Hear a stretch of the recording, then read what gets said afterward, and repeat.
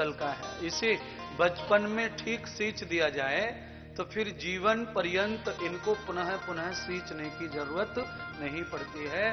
फिर भी अपनी सुरक्षा के लिए सत्संग, भागवत ज्ञान, सत्संग, गुरु वचन, गुरु सानिध्य समय समय पर लेना चाहिए, जिससे आदमी रिफ्रेश हो जाता है, बार बार शुद्ध हो जाता है, सुरक्षित हो जाता है, स्वच्छ हो जाता है। मार्बल कभी गंदा नहीं हो सकता। आप जीवन में झाड़ू मत मारो, कभी पोछा मत मारो, गंदा वो कभी हो नहीं सकता, पर स्वच्छ भी वो रह नहीं सकता। उसकी पवित्रता कहीं जा नहीं सकती और उसकी जो स्वच्छता है वो उसमें रह नहीं सकती।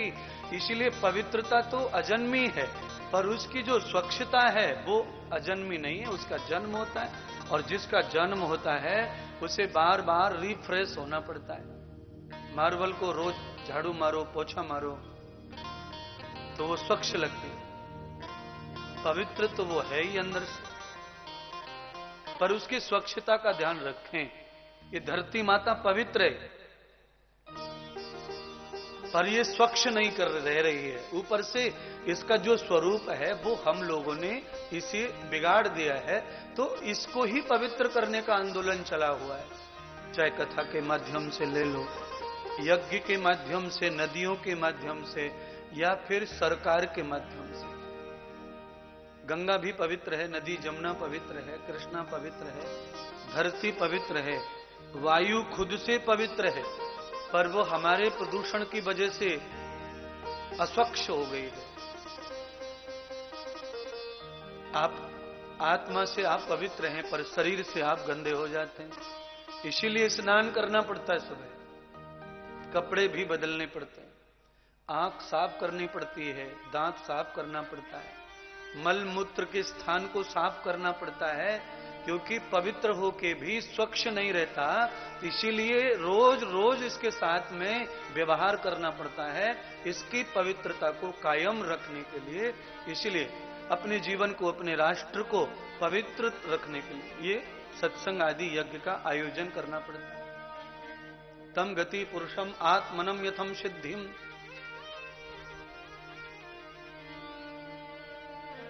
आत्मा की सिद्धि जन्म से नहीं होती। आत्मा पवित्र है, पर उसे सिद्ध करना हमारा मूल कर्तव्य है। उसके लिए ही मानव का चोला आत्मा को मिला है।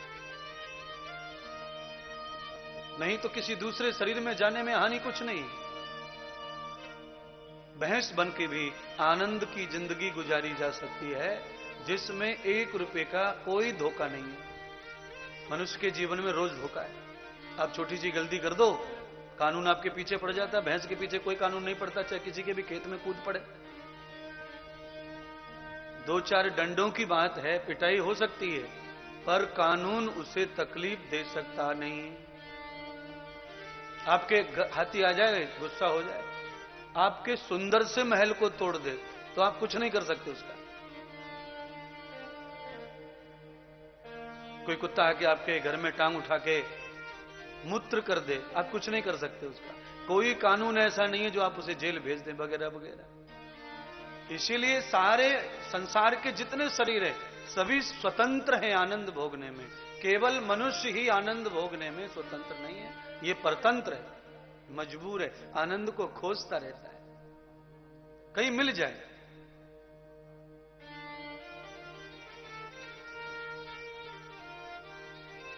और उस आनंद की खोज का मार्ग दिखाते ज्ञानी गुरु महात्मा, सत्संग, कथा, भागवत, यही हिंदू धर्म की परंपरा है। इसी सभ्यता के तहत हम लोग अपने जीवन को रोज उन्नत करते हैं। और बार बार मेरे मुंह से इंग्लिश निकल रही है, यानी कि रिफ्रेश करते, शुद्ध करते। मैं बहुत कम बोलना चाहता, मैं बोलता ही नहीं इंग्लिश वगैरह, पर आज निकल रही है। ज्यादा पढ़े लिखों में आगे इसलिए हो रहा है कि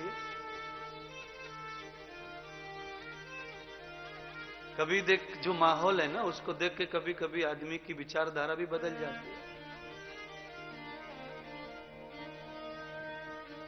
अभी समय कुंभ चल रहा है इलाहाबाद में, अर्थात प्रयागराज में।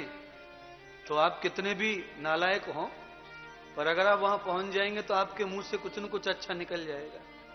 क्योंकि आपके दाएं बाएं आगे पीछे चारों तरफ कुछ न कुछ नया हो रहा है। वहां कोई गंगा की जय बोल रहा है, कोई यमुना की बोल रहा है, कोई त्रिवेणी की बोल रहा है, प्रयागराज की बोल रहा है, कोई हर हर महादेव बोल रहा है, कोई जय श्री।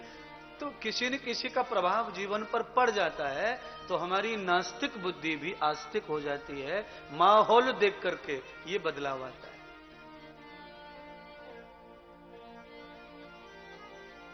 विश्राम में आनंद ये नहीं था, यहां आके अलग हो गया।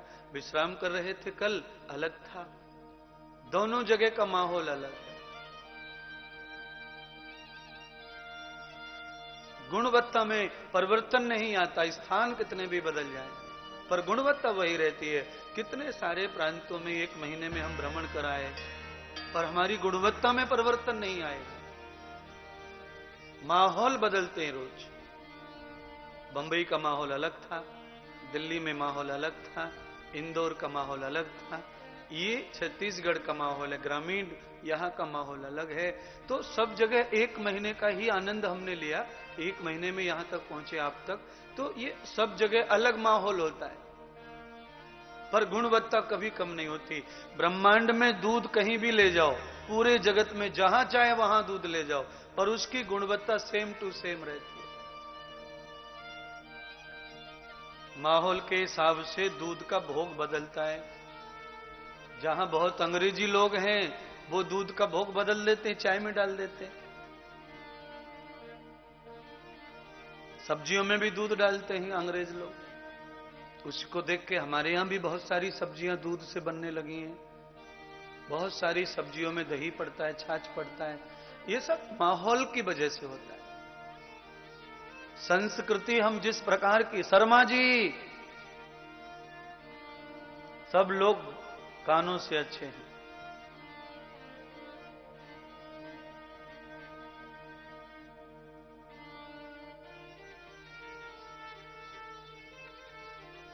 माहौल, अपने अपने माहौल से आदमी की उन्नति जुड़ी है, अवनति जुड़ी है, आनंद जुड़ा है, सुख संपदा जुड़ी है, परंपरा जुड़ी है। जीवन के हर पहलू का सुख आप किसी संस्कृति से या माहौल से ही प्राप्त करते हैं। भागवत का यही महत्व है। भागवत क्या है? एक संस्कृति आर्यों की, और उस संस्कृति से जब हमारा संबंध आता है तभी हम झूमने लगते हैं आनंद में। आज के ही दिन आप झूमेंगे, ये मेरा गारंटी है, रिकॉर्ड है। अभी क्या है? अभी आपका तालमेल भागवत से मिलने में देर लग रही है, लगेगी। मेरा काम वही है। अभी कड़ी काटूंगा, छेनी हथौड़ा चल रहा है, कड़ियां कट रही हैं, फिर मुड़ेंगी, फिर बेल्डिंग होंगी, फिर जॉइंट होंगी, तब सांकर बनेगी, और तब किसी को भी बांधा जा सकता है। धीरे धीरे आप जुड़ जाएंगे भागवत के आनंद से, परंपरा से। अच्छा, कौन ऐसा है जो परिचित नहीं है? सब तो जानते हैं हमें। ये तो सब जानते हैं कि ये जो विराट पांडाल है, ये तो पूरा कम पड़ जाता है हर साल।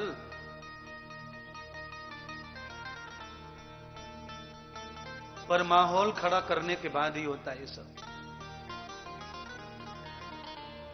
पहले दिन लोग चखते हैं कि कैसे कैसे खड़ा होगा सिस्टम, यानी पहले दिन लोग तमाशा देखते हैं, और माहौल जब जम जाता है तो फिर लोग अपने आप को सरेंडर कर देते हैं माहौल में, फिर आने लगते हैं। पहले दिन थोड़ा अंगड़ैयां लेते हैं, देखो तो सही कैसा होगा, कौन क्या कर रहा है, कौन कैसे करेगा, होगा कि नहीं होगा, चलेगा कि नहीं चलेगा, शुरू होगा कि नहीं। पर प्यारे, यह ध्यान रखो, ये ऐसा दरबार है, यहां कभी कमी नहीं रहती, केवल दरवान बदलते रहते हैं, दरबार लगा ही रहता है। ये लगा ही रहता है। यहां पर बस माहौल बदलता है तो व्यक्तियों का, आयोजक बदलते हैं, गुणवत्ता में कमी नहीं आती है। आयोजक बदलने से महात्मा थोड़ी बदल गया, महात्मा तो वही है। इसीलिए हर हाल में तुम्हारा अब कल्याण करना हमारा निश्चय है, इस भागवत के 7 दिवसीय उत्सव से। और यही भागवत का उद्देश्य है, यही भागवत का मूल धर्म है।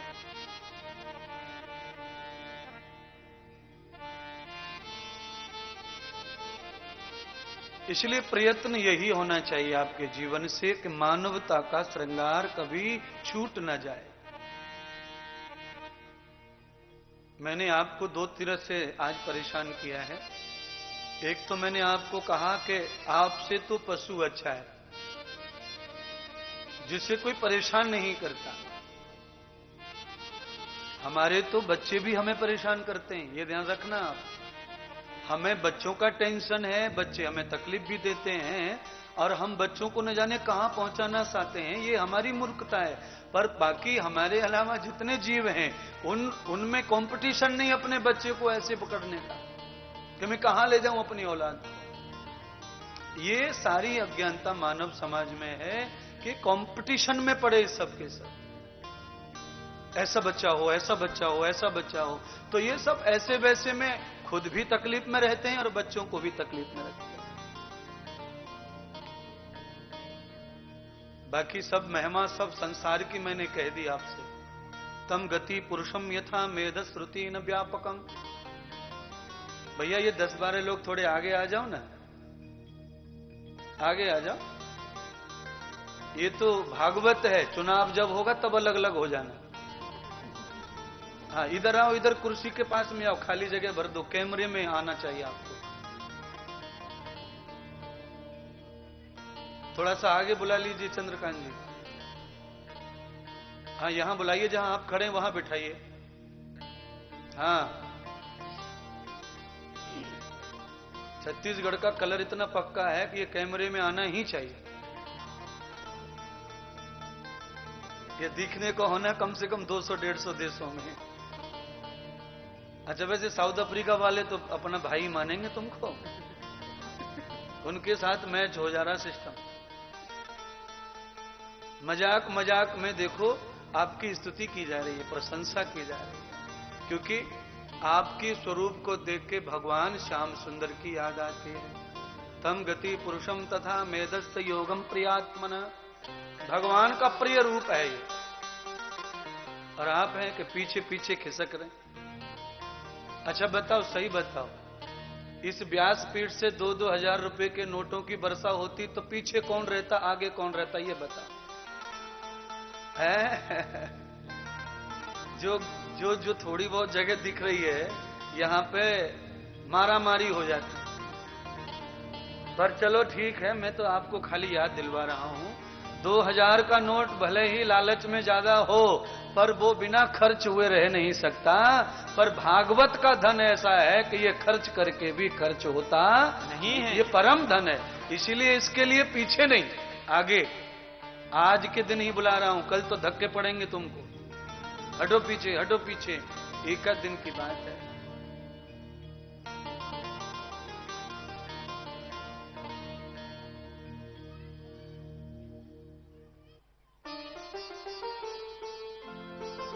एक महात्मा जी की बात याद आ गई है, फिर इसको कह के एक भजन सुनाएंगे।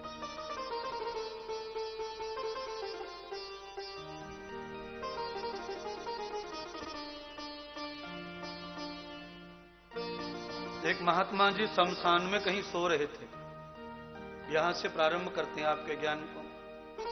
तम मेधम पुरुषम यस्य गम्यम तद लक्षणम प्रियात्मनम जनानाम।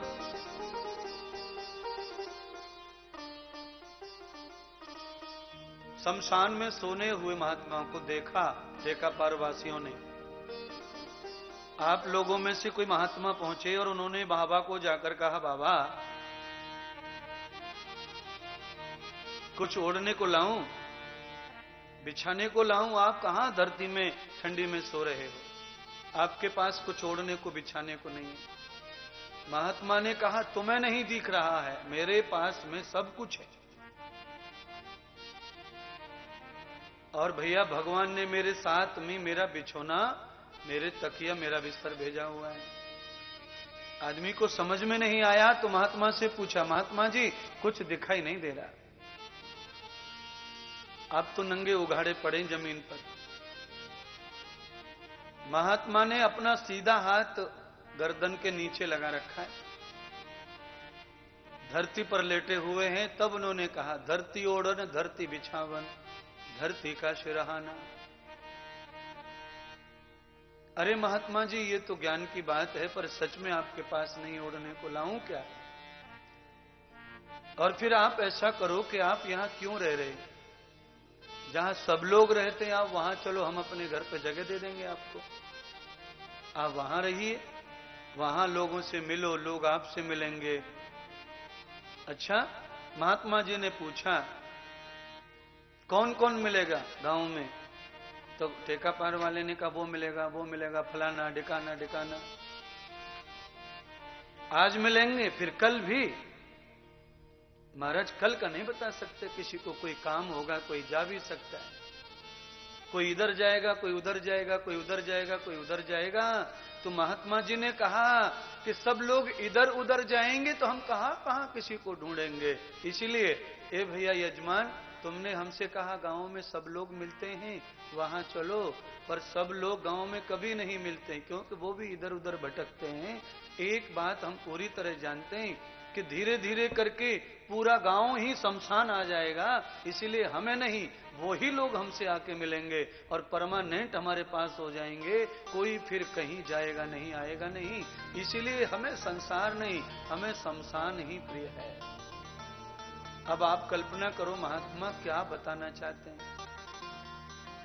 महात्मा ने कहा कि हम शमशान में ठीक हैं, क्योंकि जिनसे हमें मिलना है वो धीरे धीरे सब यहीं आएंगे, और यहां आने के बाद उनके मामा के यहां शादी रहती नहीं है फिर, पर वो वहां घर पे मैं जाऊंगा तो किसी बहाने में रहेंगे। अरे गुरुजी, हम इसीलिए नहीं आए कथा में कि वहां गए थे, वहां ये हो गया था, वहां वो हो गया था, वहां ऐसा काम निकल गया था। तो महात्मा ने कहा भैया इसीलिए हम उनसे मिलना नहीं चाहते, उनको तो इतने काम है कि वो आज मिलेंगे, कल फिर ढूंढते फिरो हमको। इसीलिए थोड़ा इंतजार करेंगे अकेले रहकर, धीरे धीरे सब यहीं आ जाएंगे और सबसे हमेशा के लिए यही मुलाकात होगी और सब साथ में रहेंगे। आप जरा इस बात को समझने का प्रयत्न करो। एक ही द्वार ऐसा है महात्मा का जहां सबको जाना है, वहां जाने वाला कभी बिछड़ता नहीं, ऐसा भागवत का प्रमाण है। तम भागवतम यथा गम्यम प्रेत प्रधान सुख।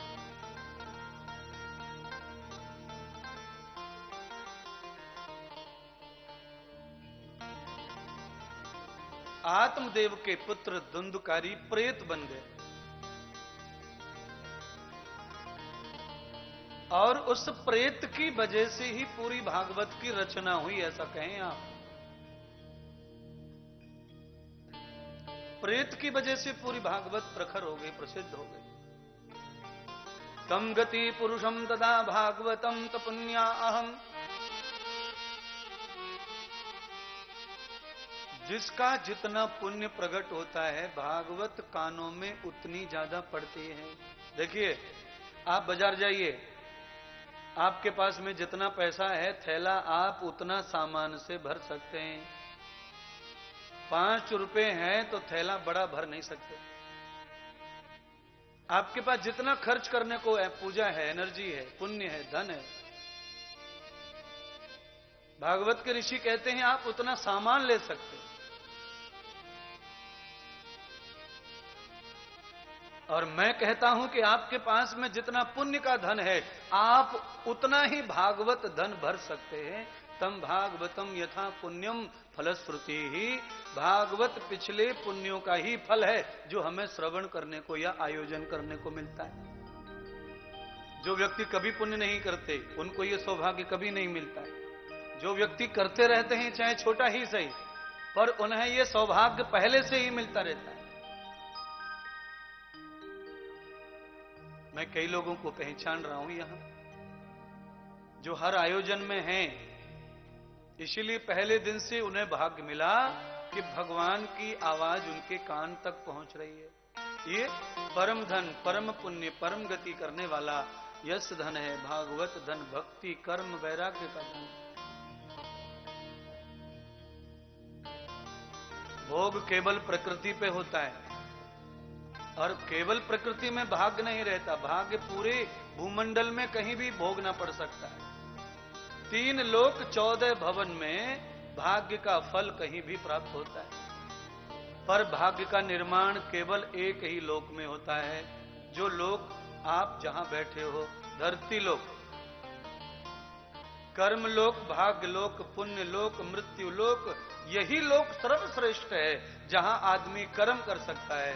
बाकी तीनों लोक 14 भवनों में केवल हम कर्म का फल भोग सकते हैं।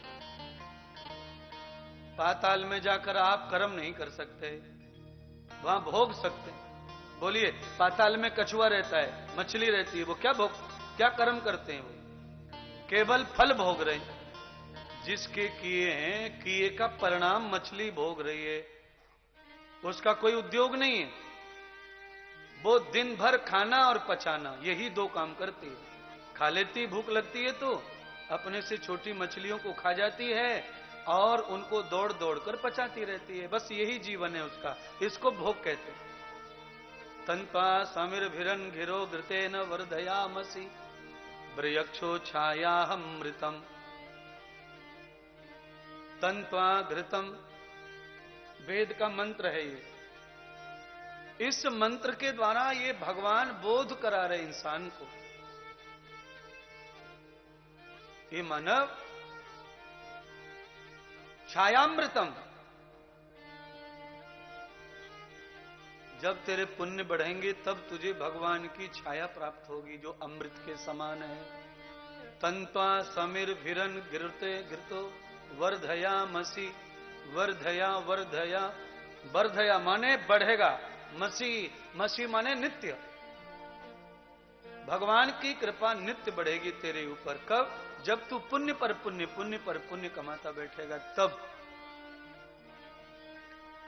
भागवत में और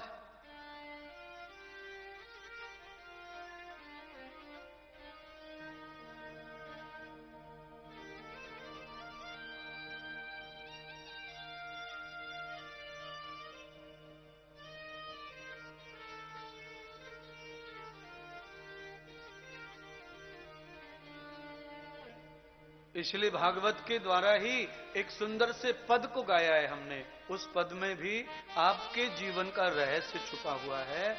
जो मैं वचन कह रहा हूं, वही वचन, वो पद भी, वो भजन में 2 कड़ी गाऊंगा, उससे आपको और समझ में आएगा जीवन का उद्देश्य, जीवन का लक्ष्य, जीवन का महत्व, मानवता का कारण, सब चीज उसमें समाहित है।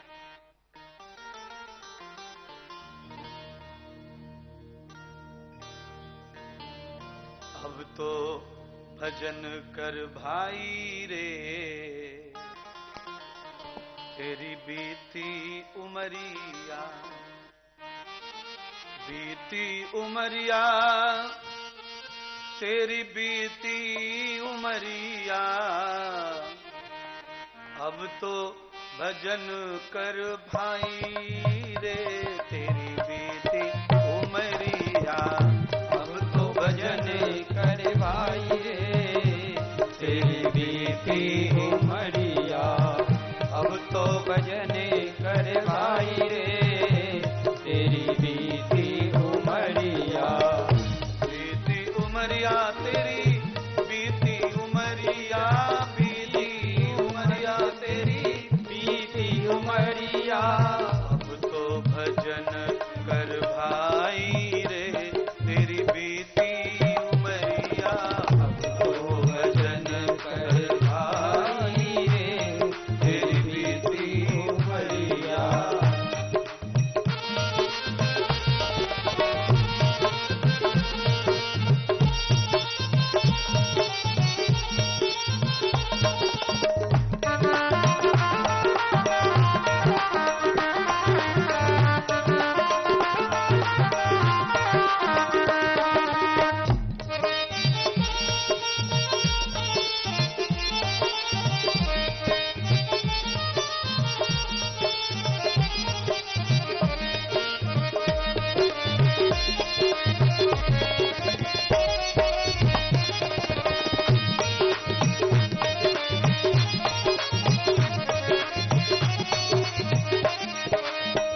आपको ये अंदाज नहीं है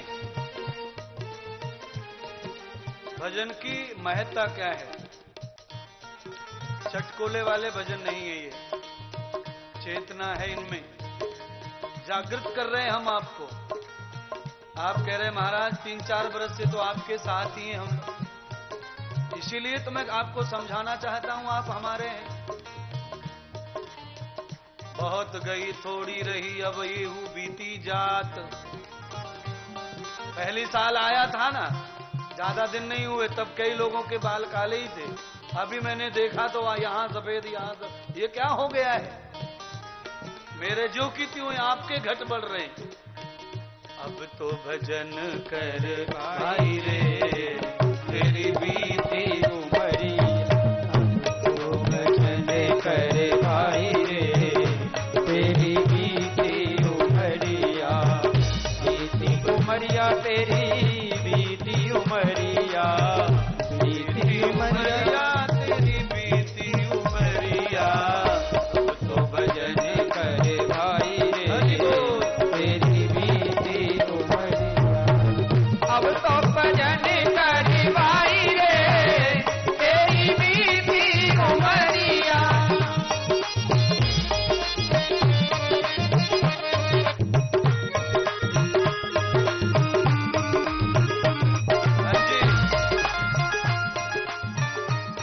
बीच में गैप हो गया साल भर का, इसीलिए कुछ बातें भूल गए हो। सिखा के गया था पर भूल जाते हैं। बेटी को विदा करते समय माँ बहुत कुछ सिखाती है, पर ससुराल में पिया का प्यार मिलता है तो सब भूल जाती है, फिर सासू भाई से लड़ाई करती है। पाप गठरिया सर से पटक दे, पाप गठरिया सर से पटक दे। पाप की वजह से आदमी भ्रम में पड़ता है, भूल में पड़ता है, भ्रम में पड़ता है। कल पढ़ा आज भूल गए, कल पढ़ा रटा और आज कैसे भूल गए। कई लोग बोलते हैं हम जब परीक्षा में बैठते ना गुरु तब भूल जाते, परीक्षा से पहले तक सब याद रहता है। जहां जरूरत है वहां याद नहीं है तो समझ लेना तुम्हारे पाप प्रकट हो गए, इसीलिए तुम्हारे अच्छे काम में रोढ़ा बन गए, रोढ़ा। महाराज क्या कह रहे हैं ध्यान से, पाप गठरिया सर से पटक दे, पाप गठरिया सर से झटक दे, हाथ जो थामे उसको झटक दे, हाथ जो थामे उसको झटक दे। एक बार परमात्मा में अध्यात्म में सेवा में लग गए, भजन में ध्यान में लग गए, और कोई भी तुम्हें रास्ते में खींचे संसार की ओर, धक्का मार दो, उसके साथ मत जाओ। पाप गठरिया पाप गठरिया पाप गठरिया सर से पटक दे, पाप गठरिया सर से पटक दे, हाथ जो थामे उसको झटक दे, हाथ जो थामे उसको झटक दे। धर्म की पकड़ कलाई रे तेरी बीती उमरिया, धर्म की पकड़ कलाई रे तेरी बीती उमरिया, अब तो भजन कर भाई रे तेरी बीती उमरिया।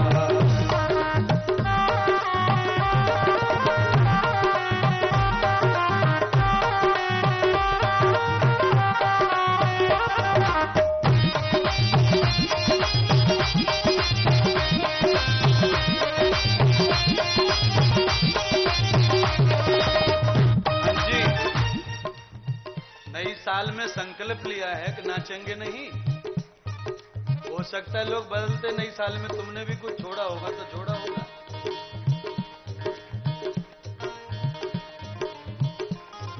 इस बार कुछ तंबाकू खाने वालों की संख्या ज्यादा दिख रही है, बढ़ गई है, बढ़। अब सब तज भज नाम प्रभु का, अब सब तज भज नाम प्रभु का, नाम प्रभु का भज नाम प्रभु का भज नाम प्रभु का भज नाम प्रभु का। अब सब तज भज नाम हरि का, अब सब तज भज नदी में पानी भर जाए तो समुद्र सहन कर लेता है, पर पानी नाव में भर जाए तो कौन सहन करेगा।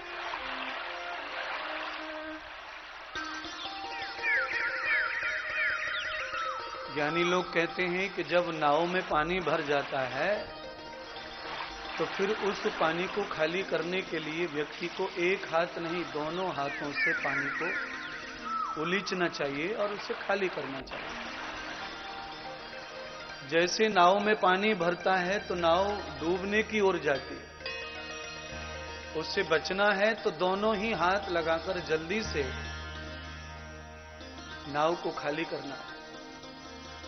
अगर परमात्मा ने ऐसे ही हमारी तिजोरी भरी है, जेब भरी है, लक्ष्मी प्रसन्न है, तो बिल्कुल अपने भव सागर से डूबने से बचना है तो दोनों हाथों से ही दान करें, सेवा करें, भागवत कथा अर्चन करें, यज्ञ करें, और जो आप करते हैं। क्षेत्र बहुत ज्यादा खुशहाल तो नहीं है, कुछ कुछ लोग धनवान रहते हैं, पूरे देश की एक जैसी हालत है। जहां 70% किसान होते हैं वहां एक 10% व्यापारी होते हैं और कुछ किसान भी बड़े होते हैं, इसलिए कुछ लोग धनवान होते हैं। पर धन कितना है महत्व इस बात का नहीं है, हम कितने धन में अपना गुजारा कर लेते हैं, बात इस बात की है। कम धन से भी धर्म किया जा रहा है और ज्यादा धन से भी धर्म नहीं किया जाता। हाँ भाई, ओ क्रिकेट की टीम, बस थोड़ा थोड़ा बच्चों पे ध्यान रखें, शांति से बैठें और कथा का आनंद लें। बैठ जाओ बेटे, टी शर्ट हो शहद।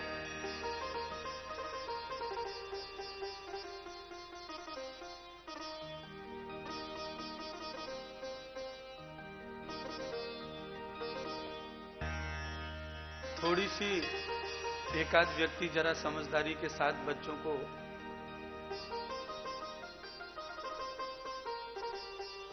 अंग्रेजों ने